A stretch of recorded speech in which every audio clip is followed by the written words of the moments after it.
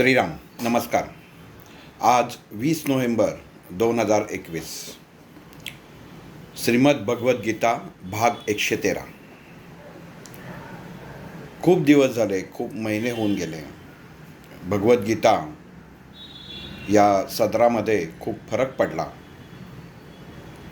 वेळ गेला मध्ये काही गोष्टींचा अभ्यास करण्यासाठी किंवा अजून काही इतर कारणांसाठी. पण आता ह्यापुढं नियमित भगवद्गीता होईल असा मी पूर्ण प्रयत्न करतो. राजविद्या आणि राजगुह्य या योगापर्यंत ओवी 20 ते 22 इथपर्यंत येऊन आपण थांबलो होतो. गुह्य गोष्ट मनुष्य जीवनामध्ये समोर असलेली गोष्ट, समोर दिसणारी गोष्ट ही गुह्य आहे हे प्रत्येक व्यक्तीला तेव्हाच कळतं ज्यावेळी त्या गोष्टीचा त्याला दुसरा अनुभव येतो. मागं याचं उदाहरण सांगितलेलं आहे, पण तरी आत्ता एकदा परत रिव्हिजन म्हणून सांगतो. क्षमस्व. आगपेटीमध्ये काडी आहे आणि जर कोणी म्हटलं की याच्यात अग्नी आहे का, तर आगपेटीमध्ये काडी आहे, ह्याच्यामध्ये अग्नी लपलेला आहे, हे ज्ञान झालं.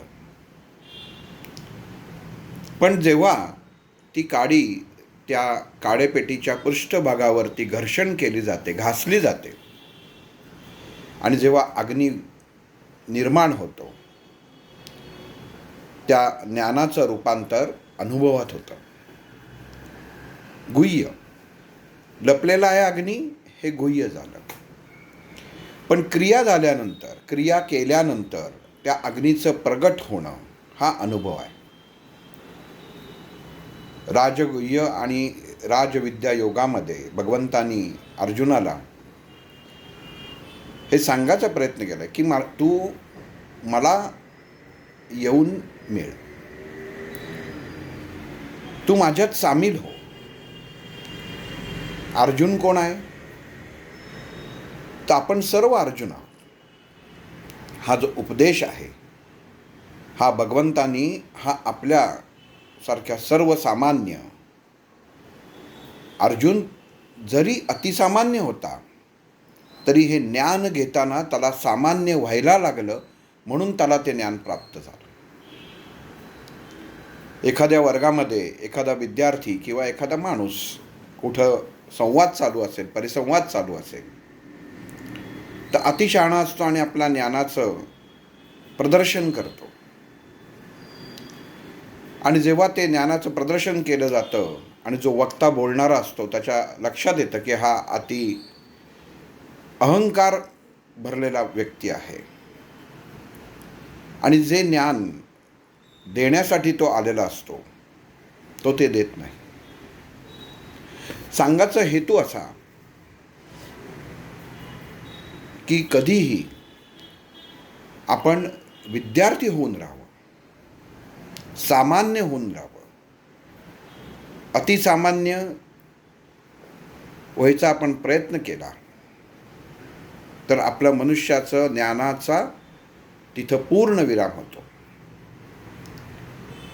जो भक्त शिष्याबरोबर वास्तव करतो आणि एक वेळ असं होतं त्याला गुरुबरोबर राहून असं वाटतं की आता मला गुरुसारखं सर्व यायला लागलं आहे, आणि ह्या गोष्टींमध्ये त्याच्यामध्ये मनामध्ये अहंभाव उत्पन्न होतो की आता मीच गुरु. आणि हे जेव्हा त्याच्या मनामध्ये उत्पन्न होतो विचार, वास्तविक ज्या क्षणी हा विचार मनामध्ये उत्पन्न होतो त्या क्षणी त्याच्या अधोगतीची सुरुवात होते. अधोगती का म्हटलं तर ज्ञानाच्या दृष्टीने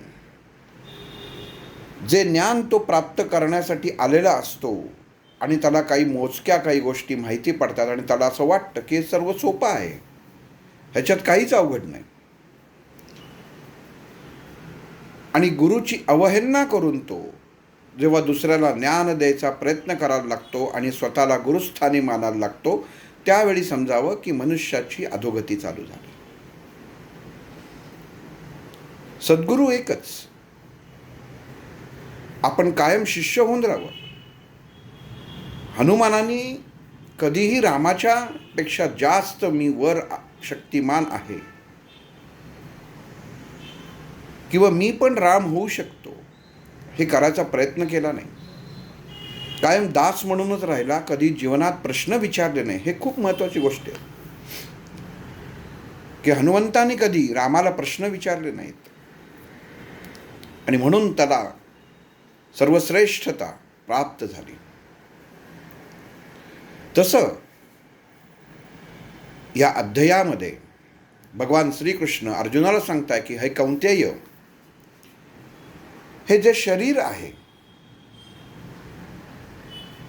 हे जे शरीर भोगाचं शरीर आहे, ज्याचा ऱ्हास होणार आहे,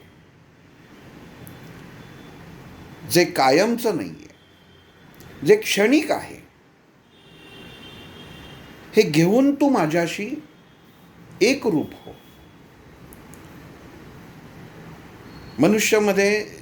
मनुष्य देहामध्ये इतकं प्रेम असतं मनुष्याला, प्रत्येकाला, की मी म्हणजे कोण. आणि त्याला इथं भगवंतानी 23व्या ओवीत सांगितलेलं आहे की हे जे शरीर जे आहे कौंतेय, हे भोगाला आलेलं आहे, नाशवंत आहे. ज्याच्यापाशी कोणी पाठीमागं गेलं तर त्याचा नाश हे निश्चितच आहे. पण मनुष्याला ह्याची जेव्हा जाणीव होते तेव्हा उशीर झालेला असतो. मनुष्याचं शरीर हे नाशवंत आहे, जेव्हा हे त्याला जाणीव होते तेव्हा त्या उशीर झालेला असतो. याचा अर्थ असा की आपल्या दश इंद्रियावरती प्रत्येक मनुष्याला वाटतं की माझ्या स्वाधीन आहेत, ती माझ्या अधीन आहेत.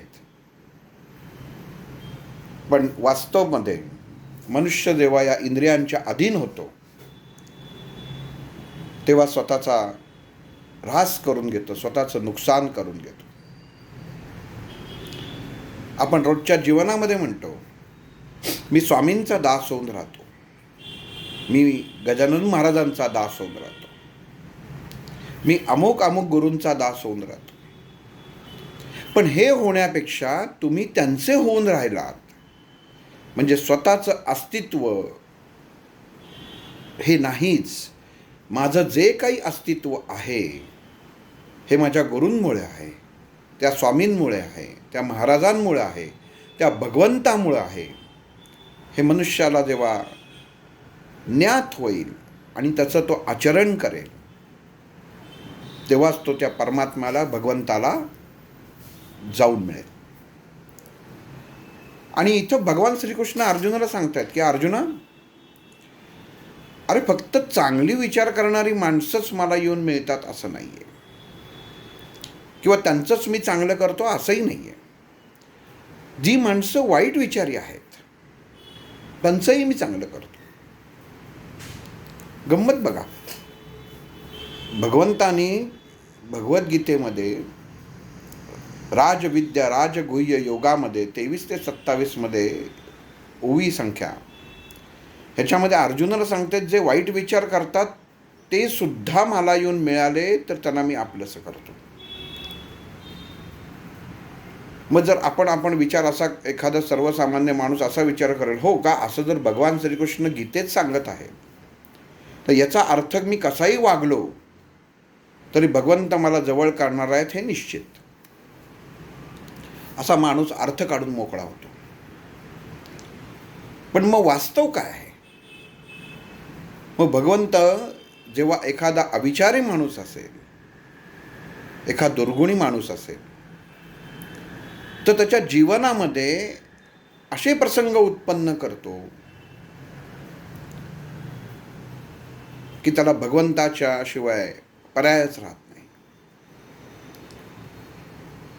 जसं ज्ञानेश्वरांनी पसायदानात सांगितलं की जे खळांची व्यंकटी सांडो तया सत्कर्मी रती वाढव.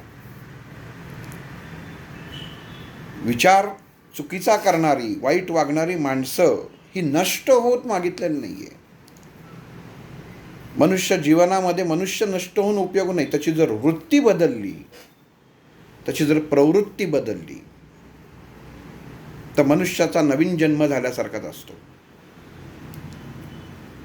म्हणून याच्यासाठी नेहमी योग्य गुरु असणं गरजेचं आहे, की जो योग्य दिशा, योग्य मार्गदर्शन करेल.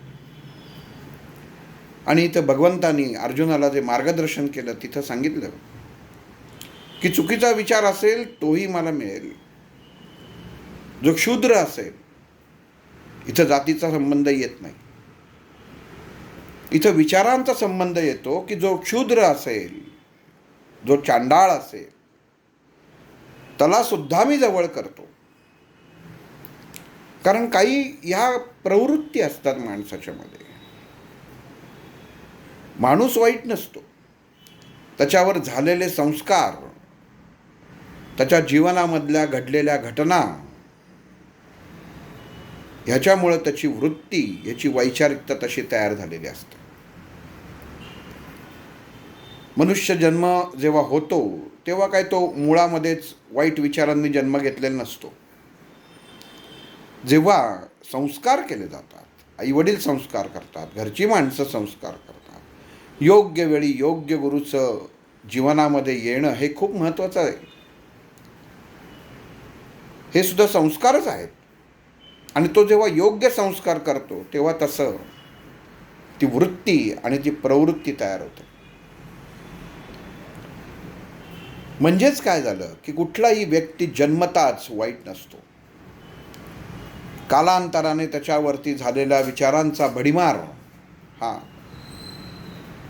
त्याला तसे विचार करायला लावतो. दुर्योधन काही वाईट वृत्तीने जन्म घेऊन आलेला नव्हता. किंवा जेव्हा युद्धाच्या अगोदर भगवान श्रीकृष्ण जेव्हा एकदा शेवटचा प्रयत्न करायला दुर्योधनाकडे गेले आणि दुर्योधनाला सांगितलं की हे युद्ध थांबव, तू म्हणशील तेवढीच जागा मी पांडवांना सांगतो की तुम्ही घ्या आणि हे युद्ध करू नका. म्हणजे कोणाचाच ऱ्हास होणार नाही. आणि तेव्हा दुर्योधन म्हणतो की वासुदेवा, तू सांगायला आलायस हे योग्य आहे, मला समजतंय, मला कळतंय, पण माझ्यावर जे बाळकडूपासनं, लहानपणापासनं जे मला बाळकडू मिळालेलं आहे, जे संस्कार झाले आहेत ते असे झालेले आहेत की हे सर्व माझंच आहे आणि ह्याच्या सुईच्या टोका एवढी सुद्धा मी जागा देणार नाही, अशी माझी प्रवृत्ती तयार झालेली आहे. तुझे विचार जरी मला योग्य वाटत असेल तरीही माझी बुद्धी मला आणि माझे विचार, माझ्या शरीरात जे विचारांमध्ये जे रुजलंय ते आता माघार घ्यायला अनुमती देत नाहीत. म्हणजे याचा अर्थ असा झाला की मनुष्यावरती, मनुष्य देहावरती लहानपणापासनं संस्कार होणं किती महत्त्वाचं आहे. की जर ते झाले नाहीत तर वाढणारं झाडसुद्धा जर व्यवस्थित एखादा वेल त्याला जर नीट आधार दिला नाहीत तर तो वाटेल तसा वाढत जातो. तसंच मनुष्य देहाचं आहे की त्याला जर विचाराच्या संस्कारांना जर आधार दिला नाही तर ते वाटेल तसे वाढत जातात. आणि मग म्हणून भगवंत इथं अर्जुनाला म्हणतात की जे विचारांनी क्षुद्र आहेत, चांडाळ आहेत, अशांना सुद्धा मी जवळ करतो. त्यांना कोण जवळ करणार? भगवंतच करणार. एखाद्या माणसाला चुकीचं वागत असेल तर त्याला जागेवर आणायचं काम हा भगवंतच करतो. माणसाला वाटतं की मी करतो, पण तो काहीच करत नाही. आणि माणसाने हा जर मीपणा सोडला आणि मीपणा सोडावा आणि मी आणि अहंकार सोडावा हेच भगवंत या ओव्यांमध्ये अर्जुनाला सांगत आहे. तुमचं अस्तित्वच ठेवू नका. भगवंताला मला येऊन मिळा. म्हणजे काय? प्रत्येक माणसाला कळत नाही की भगवद्गीतेत लिहिलेलं आहे की श्रीकृष्णाला जाऊन मिळा. म्हणजे काय? तर त्यांच्या विचारांच्या अनुषंगाने तुम्ही तुमची जीवन व्यथित करा, असं त्यांचं सांगणं आहे. व्यथित करा म्हणजे काय? व्यथा असलेलं जीवन. प्रत्येक मनुष्य जीवनामध्ये सकाळी उठल्यापासून त्याला व्यथा असतात. वास्तविक काहीच नसतं. मनुष्य विचारांनी व्यथा निर्माण करतो आणि सुखासुखी असलेला दिवस दुःखात स्वतःच्या हाताने आणि विचारांनी लोटतो. म्हणून भगवंताने अर्जुनाला सांगितलं की तुला लढायला, तुझी जर मानसिक अवस्था जर ढासळत असेल तर तू सरळ मला येऊन मिळ. म्हणजे काय झालं की तू तुझ्या विचारांनी नाही तर तू माझ्या विचारांनी, माझं ज्या कल्पना आहेत त्या गोष्टींनी तू पुढचं मार्गक्रमण कर. म्हणून तो गुह्य भाग, राजगुह्यमध्ये काय आलेला आहे तर हा गुह्य भाग आहे. समजून घ्यायला पाहिजे. समोर दिसताना वेगळं दिसतं पण अर्थ वेगळा असतो त्याचा. म्हणून भगवंतांनी परमार्थ सुद्धा करताना सांगितलेलं आहे की परमार्थ हे 3 अवस्थेमध्ये ओळखले जातात की ज्यांनी मनुष्य खरा परमार्थ करतो का. पहिली गोष्ट, परमार्थ करताना अनुभव येणं खूप गरजेचं आहे आणि तो सर्वांना येणं गरजेचं आहे आणि तो सारखा अनुभव असणं गरजेचं आहे.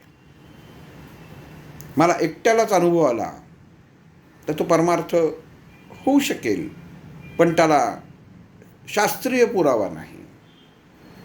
एखाद्या आपण फिरायला थंड हवेच्या ठिकाणी उंचावर जातो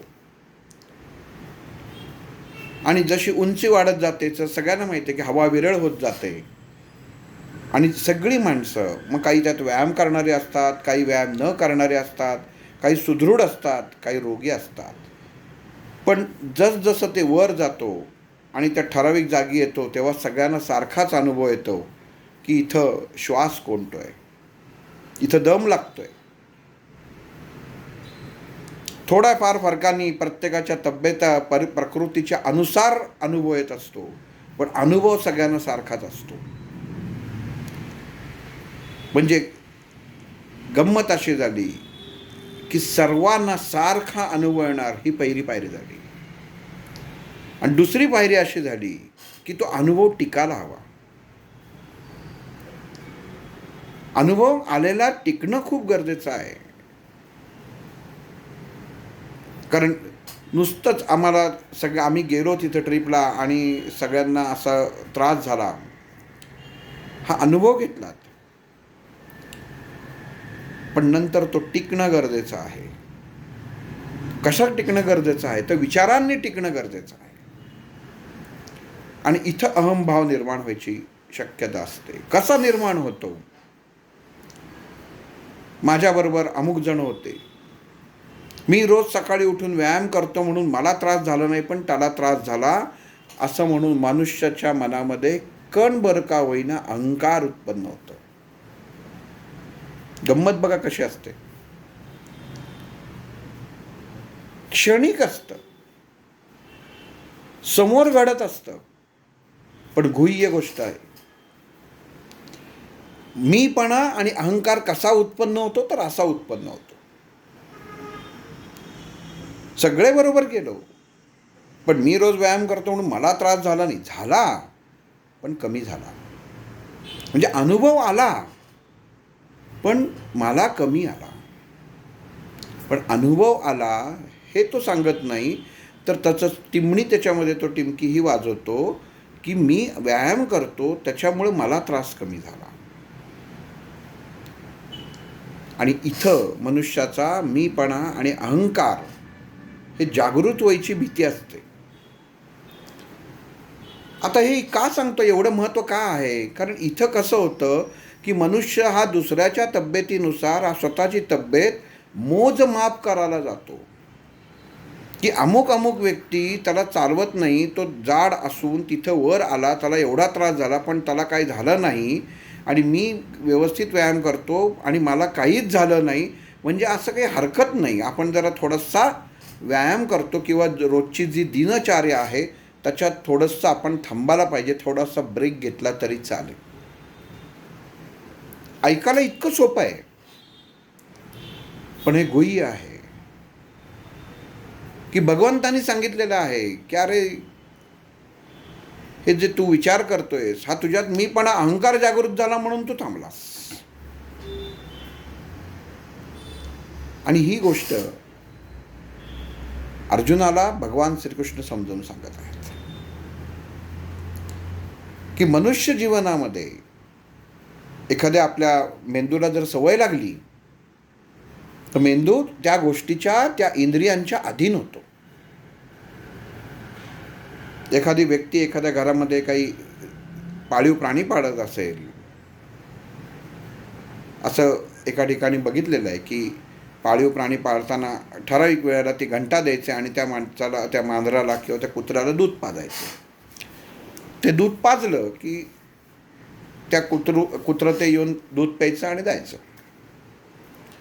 असं 2-3 दिवस होतं की तो मालक घंटा वाजवायचा, दूध ठेवायचा. आणि एक दिवस, काही 5-6 दिवस गेल्यानंतर तो मालक नुसतीच घंटा वाजवतो दूध, तर त्याबरोबर त्या कुत्र्याला कळतं घंटा वाजली म्हणजे मला दूध मिळणार. आणि ते कुत्रं येतं, बघतं तर दूध नाही. पण दूध जरी नसलं तरी तोंडामध्ये लाळ उत्पन्न होते आणि भगवंत याला मोह म्हणतात. बघा, मनुष्याचा मेंदू कसा गोष्टींच्या पाठीमागं अडकून राहतो. त्या कुत्र्याला कळत असतं घंटा वाजली म्हणजे मला दूध मिळणार हे निश्चित. जसं मनुष्याला असतं की आता अमुक सण आला, दिवाळी आली म्हणजे फराळ, लाडू, पेढे, आपल्याला लाडू करंजी खायला मिळणार हे निश्चित, आणि त्याच्यात तोंडाला पाणी सुटतं. आणि भगवंतानी याला मोह म्हटलं आहे. इंद्रियांच्या अधीन झाला. सहज जर समोर आलं तर ते घेता आलं पाहिजे, आपण कशात अडकलं नाही पाहिजे. संत, संन्यासी मागत नाहीत काय, मला अमुक द्या, मला भूक लागली, मला हे द्या, ते द्या. अजिबात नाही. नियमांचे कडक असतात, नियमांचे पक्के असतात. आणि ह्या गोष्टींमुळे ते भगवंताच्या जवळ असतात. की काही मागायचंच नाही. मागायचं नाही म्हणजे काय, तर इंद्रियांवरती पूर्ण असलेला ताबा. जिथं मागून घेतलं जातं तिथं इंद्रियांवरती ताबा नाही. आता जेवताना आपण पोळी आपल्याला ताटातली संपली म्हणजे आपण मागून घेतोच की नाही. पण ती किती घ्यावी ह्याचा मेंदूला जर तुम्ही नोंद करून ठेवलीत, मेंदूला जर नोंद करून ठेवलीत, तर याचा अर्थ असा झाला की तुमचे विचार, तुमचा मेंदू त्या पोळीमध्ये अडकून राहिला. आणि मग एका दिवशी जर कणिक कमी असेल किंवा काही कारणाने पोळ्या कमी केल्या आणि समजा असं धरून चालू की 3 पोळ्या किंवा 4 पोळ्या माणूस खात असेल आणि तिथं 2च पोळ्या झाल्या, तर त्या माणसाचा मेंदू ताबडतोब सांगतो, अरे तू तर रोज 3-4 खातोस, इथं समोर 2च आहेत. आणि मनुष्य लगेच घरामध्ये भांडण करतो की माहीत नाही का मी किती पोळ्या खातो. मग भांडण करतो हे महत्त्वाचं नसतं, तर तुमचे विचार, तुमचा मेंदू त्या पदार्थामध्ये अडकलेला आहे हे आपल्याला लक्षात घ्यायला पाहिजे. की अडकतो कुठं मनुष्य, तर त्या मोहात अडकतो. आता पोळी खाणं म्हणजे काय मोह झालं का? तुम्ही म्हणाल पोळी खाणं म्हणजे काय मोह झालं का? रोजच 4 खातो, मागितलं म्हणजे चूक कुठं झाली? ठीक आहे, एक दिवशी नाही मिळाली म्हणून कुठं बिघडलं? पण नाही. बाहेर गेला मनुष्य आणि त्याला एकही जर पोळी मिळाली नाही तर त्याचं मन सांगतं की ठीक आहे, मी बाहेर आलो आहे म्हणून मिळालं नाही, पण घरी असेल तर त्याला ती गोष्ट लागतेच. म्हणजेच असं झालं, मनुष्य फक्त स्वतःच्या विचारांनी, स्वार्थासाठीच पुढं जात असतो. हे का सांगतोय? की मनुष्याचे असलेले दुर्गुण आहेत. भगवंतानी अर्जुनाला सांगितलं ज्या देहाची पीडा होते तो देह तू त्याग, आणि ज्या देहाचं रूपांतर, जो देह हा नाशवंत आहे, आज ज्याचा जो पदार्थ तुला हवा हवासा म्हणतोय, जी पोळी तुला हवी हवीशी म्हणतोयस, जी भाकरी तू हवी हवीशी म्हणतोयस, जसजसं वय वाढत जातं तसं त्या गोष्टी कमी होत जातात, वासना उडत जाते. ज्या देहासाठी सांभाळण्यासाठी आटापेटा केलेला असतं तोच देह, तेच विचार, तेच मन सांगतं की आता नको, आता बास झालं, कंटाळा आला. म्हणजे काय झालं, शेवटी मनुष्य अतृप्तच राहतो. खायची इच्छा आहे पण शरीर साथ देत नाही. जीवनभर खिशामध्ये दाणे घेऊन खाल्ले आणि आता दाणे खिशात ठेवले तर तोंडात दात नाही म्हणून खाता येत नाहीत.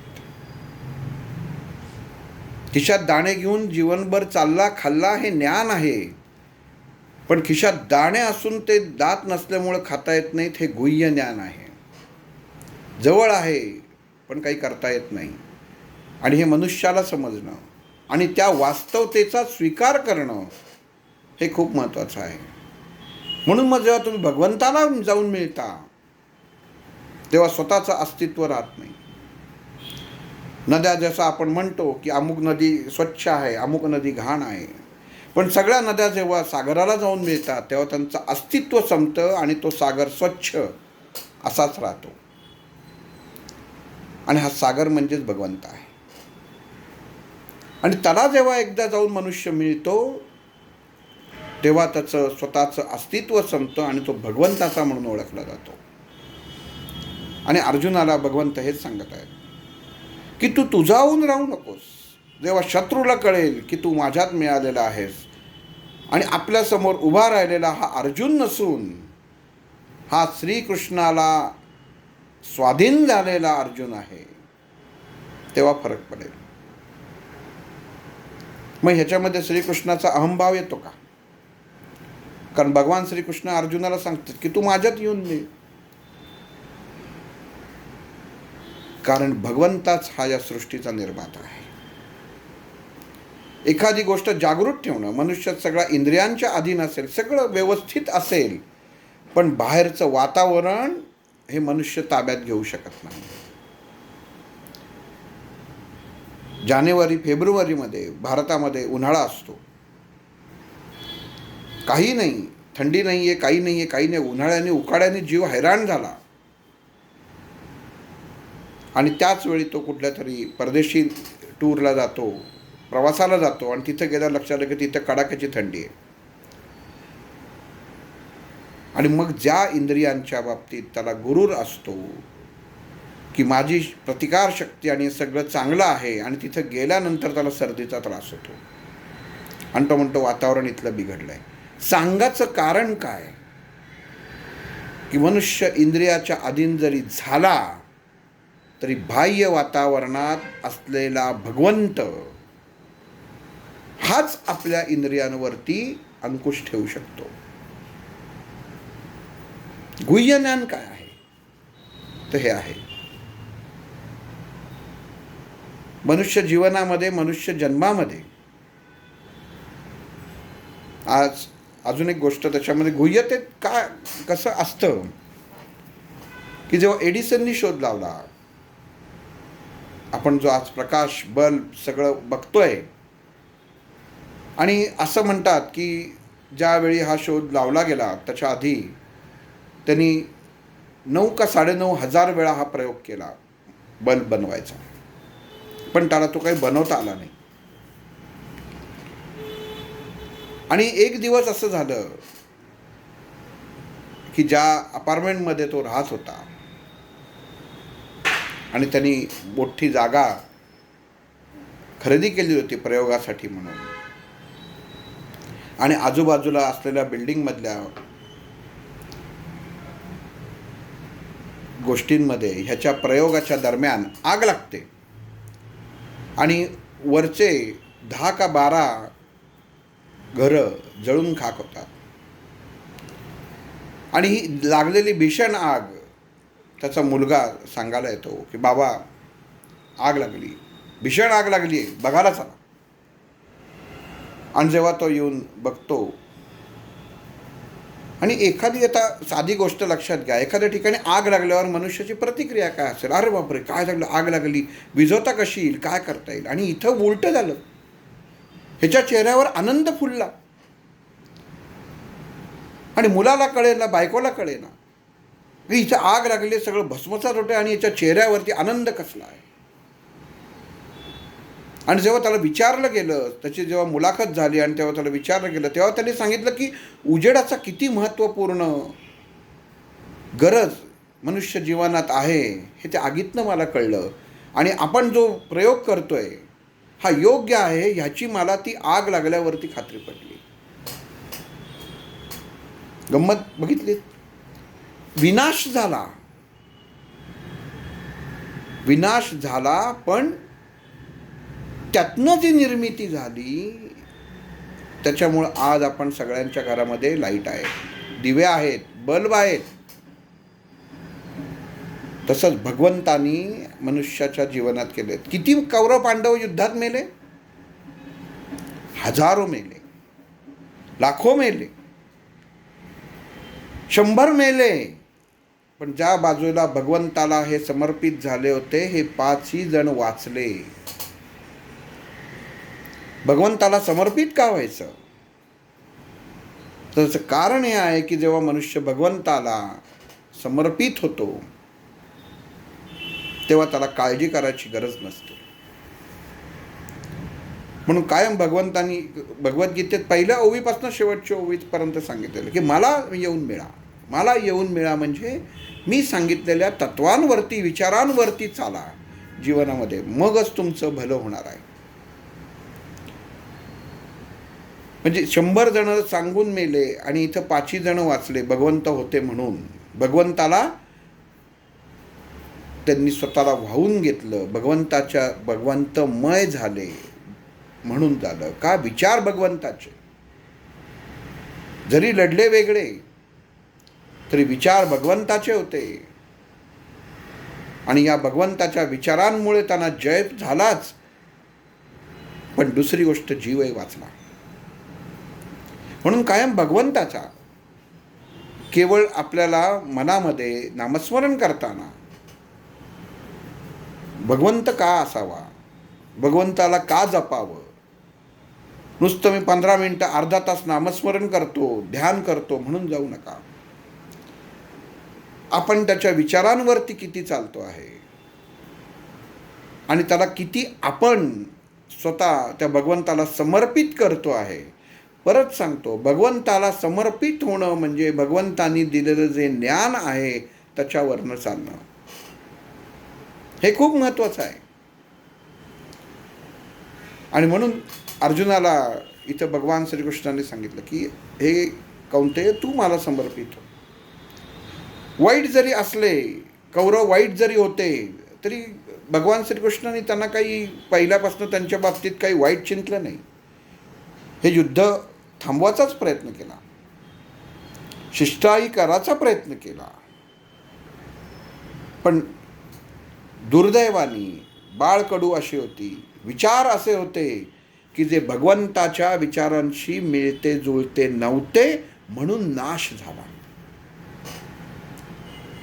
कसं गणित, आपण गुह्यता काय ती समजून घ्यायची या योगामध्ये, की भगवंत मदतीला आले. माऊलींचे, तुकाराम महाराजांचे अभंग आपण वाचतो, आचरणात जर आणले नाही तर वाचून उपयोग नाही. आणि एक ओवी तरी अनुभवावी हे का सांगितलं जात आहे? कारण पहिला दाणा पेरला जाल तेव्हा 1000 दाणे आपोआप उगवले जातात, ही खात्री आहे, हे सबळ आहे, हे सत्य आहे. की शेतकऱ्यांनी 1 दाणा पेरला तर त्याचे 1000 उगवतात, हे सत्य आहे. आणि म्हणून भगवंतांनी या राजगुह्य योगामध्ये अर्जुनाला तू मला सामील हो हे सांगितलेलं आहे. आज इथं थांबतो. आज बऱ्याच महिन्यांनी परत सुरुवात झाली आहे. एखाद्या विषयाची सुरुवात करताना काही वेळा ज्या विषयाचा आपण अभ्यास करत असतो, ज्या विषयाच्या बाबतीत बोलत असतो, त्याची ग्रीप मिळत नाही. पण एक लक्षात ठेवलं पाहिजे की भगवंताचं होऊन राहणं म्हणजे भगवंताचे जे विचार आहेत, श्रीकृष्णाचे जे विचार आहेत, त्या विचारांवरती आपण चालायला हवं. 10 इंद्रिय जरी भगवंतानी परमेश्वराने जन्मताच आपल्याला प्रदान केली असली तरीही इंद्रिय त्या भगवंताची संपत्ती आहे हे मनुष्य जेव्हा मान्य करेल आणि त्या अनुषंगाने विचार करेल तेव्हाच मनुष्य त्या इंद्रियाच्या अधीन होणार नाही. जवळ पैसा किती आहे पण तो कसा खर्च केला, वाम मार्गाने खर्च केला असेल तर त्याला काही अर्थ राहत नाही. दान करताना ते जर स्वार्थासाठी केलं तर उपयोग नाही. म्हणून भगवंताचा आधी विचार काय आहे ह्याचा अभ्यास प्रत्येकाने करणं गरजेचं आहे आणि त्या अनुषंगाने पहिलं पाऊल तरी टाकणं गरजेचं आहे. जसं इथं भगवान श्रीकृष्णांनी अर्जुनाला सांगितलं, वाईट जरी आले, एखादा मनुष्य वाईट असतो, त्याला भगवंत असे भोग देतो की त्याला कळून चुकतं की आपलं चुकलंय आणि त्याचा कायापालट होतो. ही भगवंताची खासियत आहे. ही भगवंताची खासियत म्हणजे भगवंताच्या विचारांची खासियत आहे आणि हे प्रत्येकाने समजून घेतलं पाहिजे. भगवद्गीतेत राजविद्या राजगुह्य योगात पुढं काय होत आहे हे पुढील भागात पाहू. श्रीराम.